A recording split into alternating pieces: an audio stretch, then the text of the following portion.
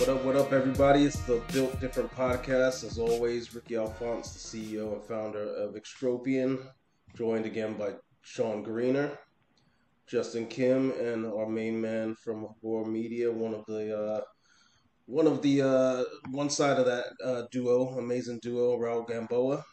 Shout out to Adrian while he's out there. Shout out to Leonard Jackson Elementals Music for the opening again. So today, we wanted to talk a little bit about something near and dear to us. Obviously, our company's name is Extropian.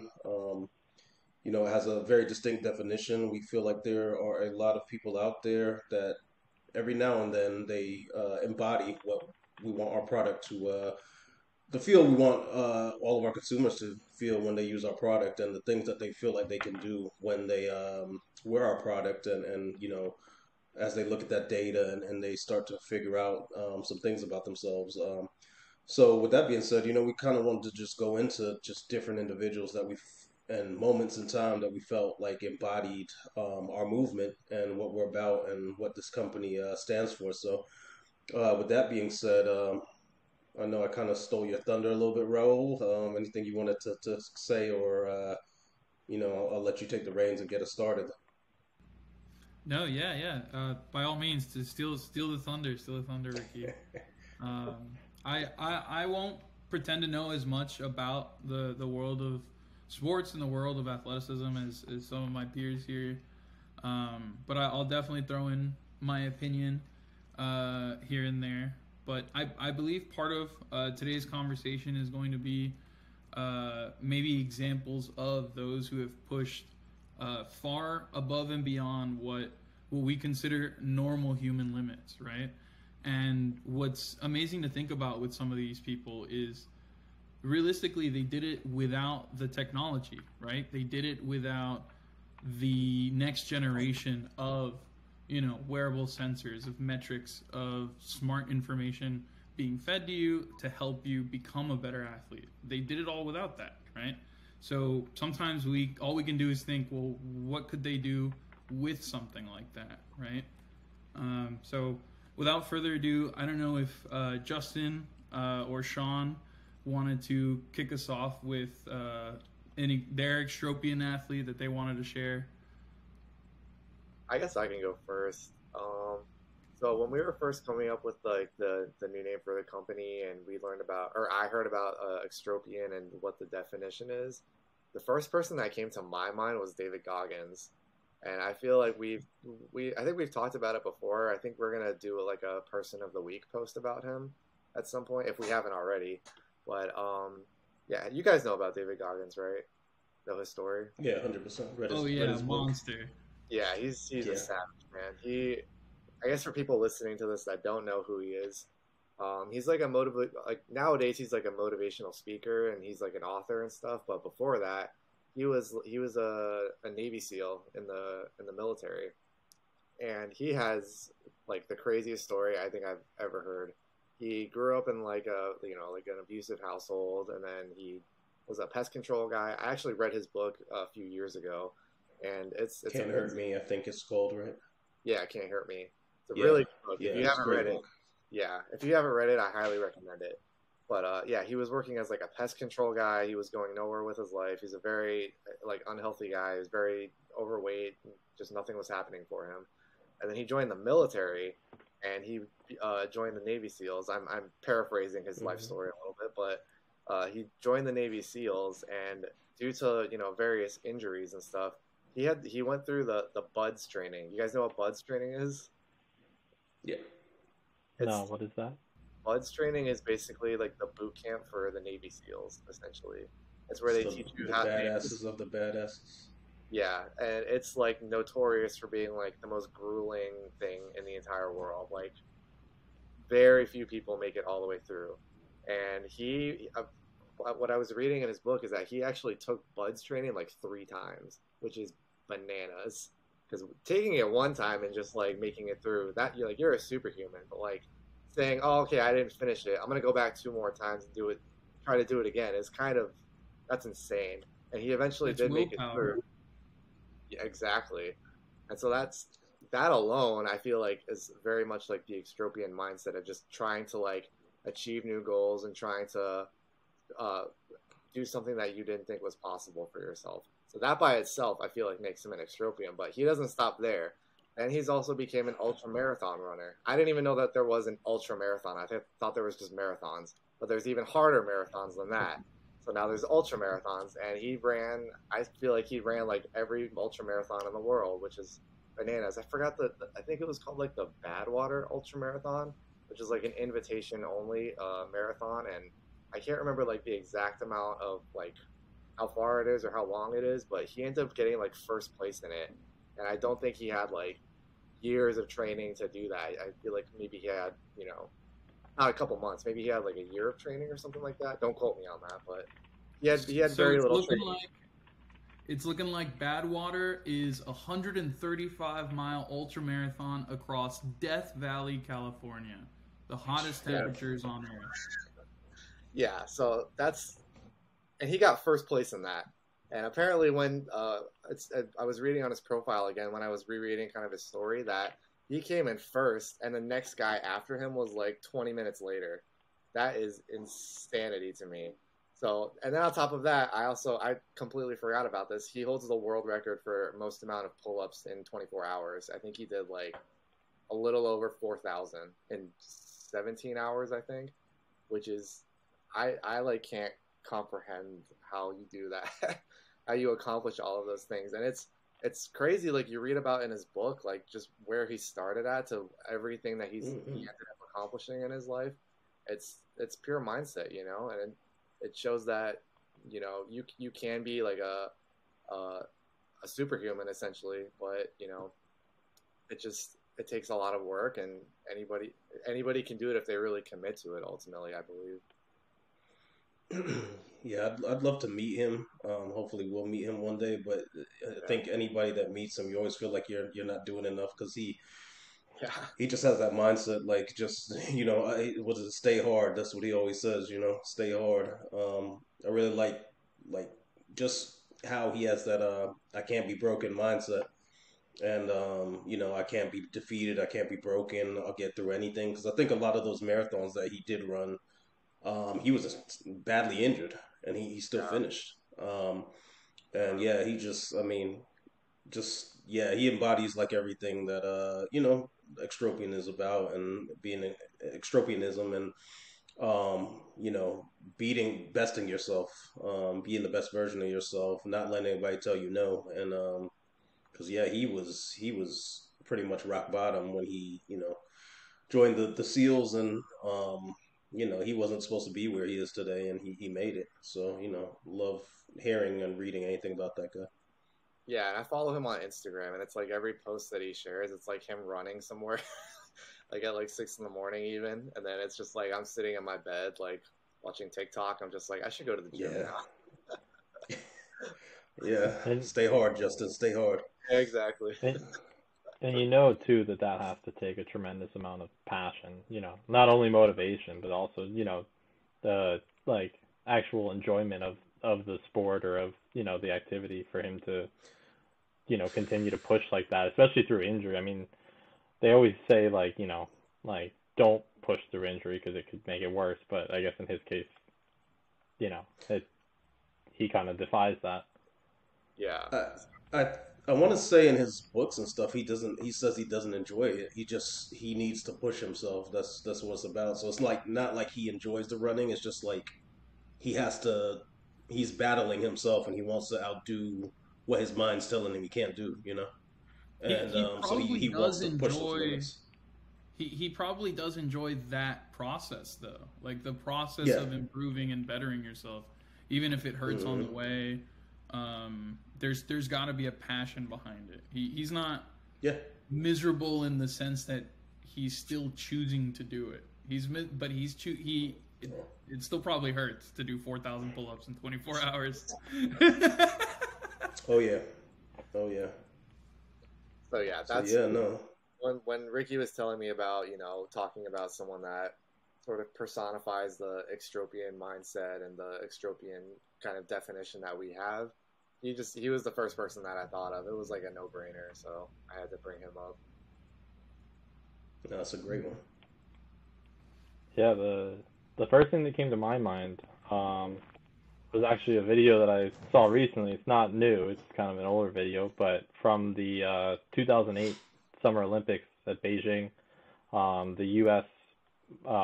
Men's 4x100 swimming relay, freestyle relay. Uh, that was just a crazy event, and there's a lot of, there might be a little bit of bias in there being, that from America, and America ended up winning it, but they were down. America has always had pretty good swimming team, but they were down pretty bad to the French team going into the last leg of it, and the French had their best guy, who previously had the world record basically for the 50 meter or 100 meter, and the U.S. guy, Jason Lezak, ended up catching him and getting U.S. the win despite being behind, and he posted the fastest split ever in the event history at 46.06 seconds.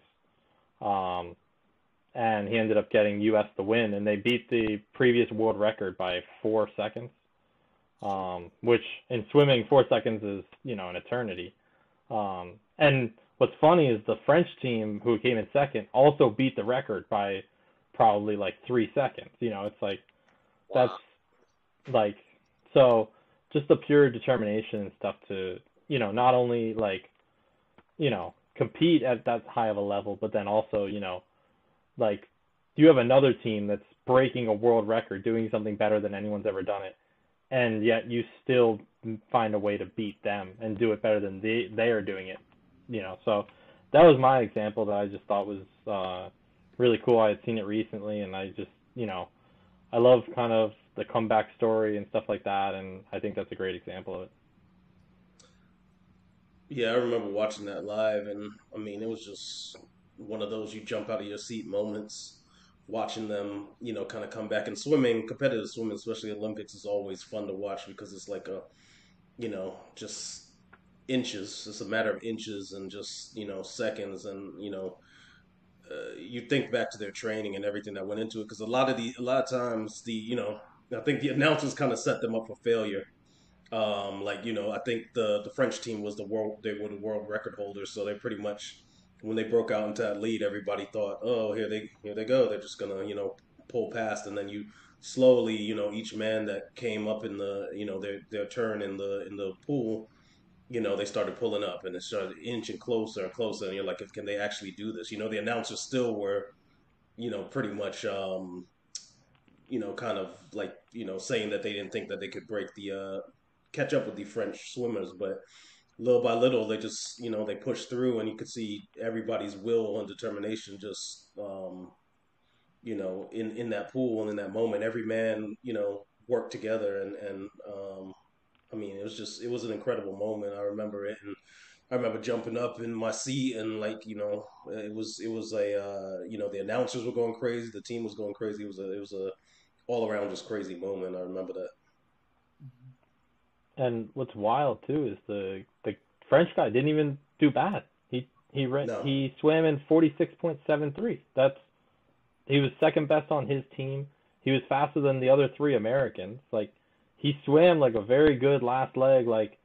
Should have been it was a very good score, a very good time. And the American guy just to come back from being behind half a second, is unheard of, especially going that fast. So I'm trying to remember too. I don't think any of his times were close to what he did in the pool that day. So it was completely just a moment. He was, in a flow state, and just everything just came together at the right moment. So, yeah.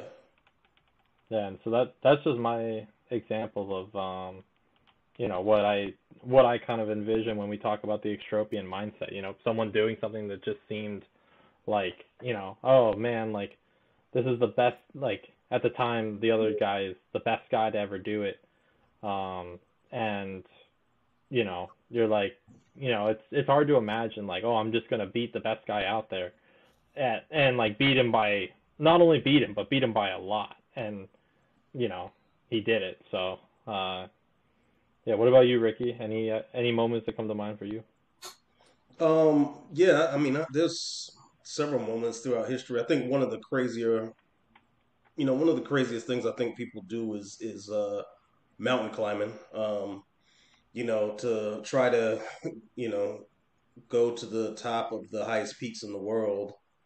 Everything that requires.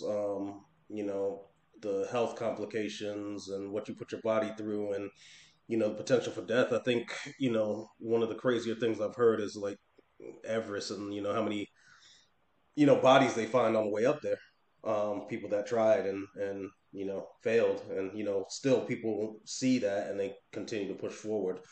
So one of mine is something that it's a Netflix documentary. If anybody wants to check it out, 14 Peaks, Nothing is Impossible. It was the story of Namal Nims Purja. He's a Nepalese climber. Uh, I think in mountain climbing, they count, they call it the 8,000ers. It's the 14 peaks that are above 8,000 meters, 26,246 feet. Those are, regarded as the ultimate challenge for all of these mountain climbers. The previous record was somebody climbed all of those, the top 14 8,000ers, 8,000 meters peaks. The fastest ascent of all of those mountains previously was 7 years and 310 days by South Korean Kim Chang Ho. Um, Nim's Purja, he did it actually in 7 months. So What? yeah, he did what he did what took the previous record holder 7 years. He did in 7 months, which It's every I 2 mean, weeks a new mountaintop over a mile high, miles high potentially. I feel like it would take me 2 weeks just to get up the mountain. Wow.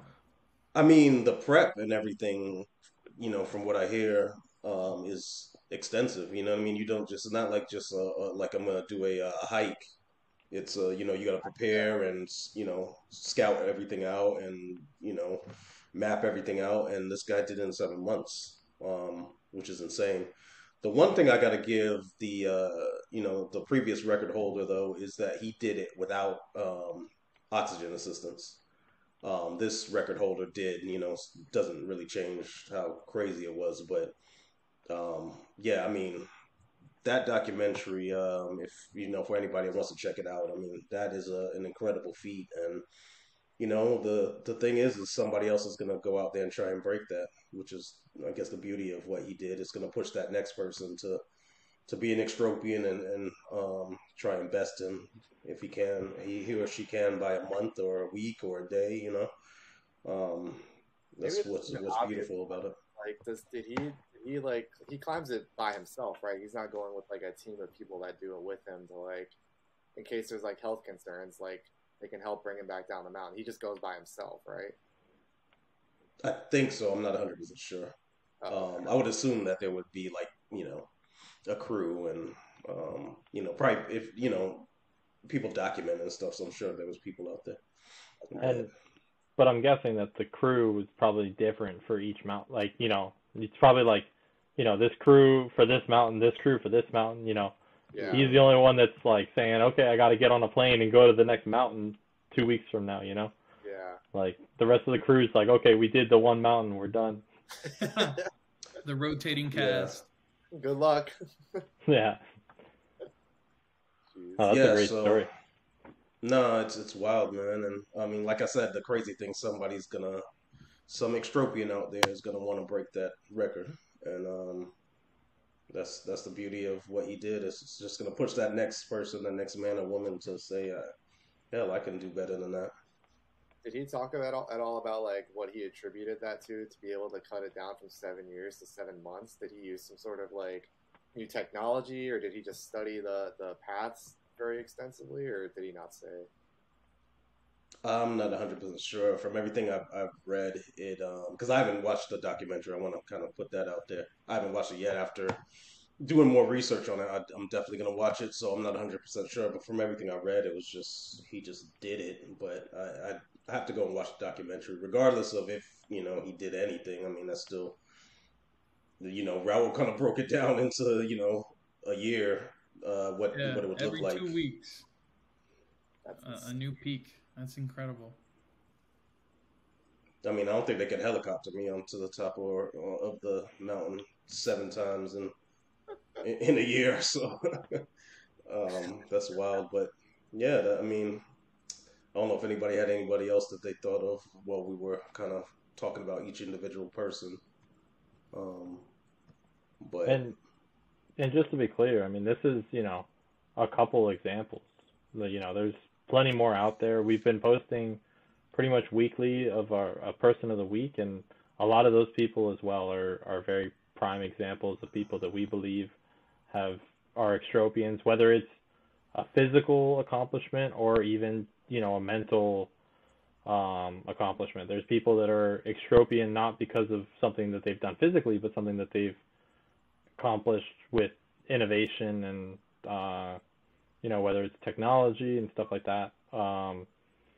But yeah, there's lots of examples of what it means to be an extropian, but these are just a couple examples that Ricky, Justin, and I thought of that was like, wow, like these are people that, if you had asked us before we heard these stories if you thought this was possible, I'd be like, no, there's no way there's somebody climbing up 14 mountains in every 2 weeks, but someone did it, so it is possible now. Yeah. I feel like it's like the whole goal of like our technology is we want to like be able to bridge that gap with like people that maybe haven't climbed 13 of the tallest mountains in the world or anything like that. Maybe that our technology can be something that they can just reach something new that they didn't think was possible in their own lives, and that like David Goggins and things like that, like it can help you become something closer to that if that's like your goal, being able to just reach a new level that you didn't think was possible. Yeah, it's the whole thing with our technology. It's a tool that somebody would use, and it's always going to give you it's always going to give you feedback on where you are at that point in time in your journey, whatever mountain you're climbing.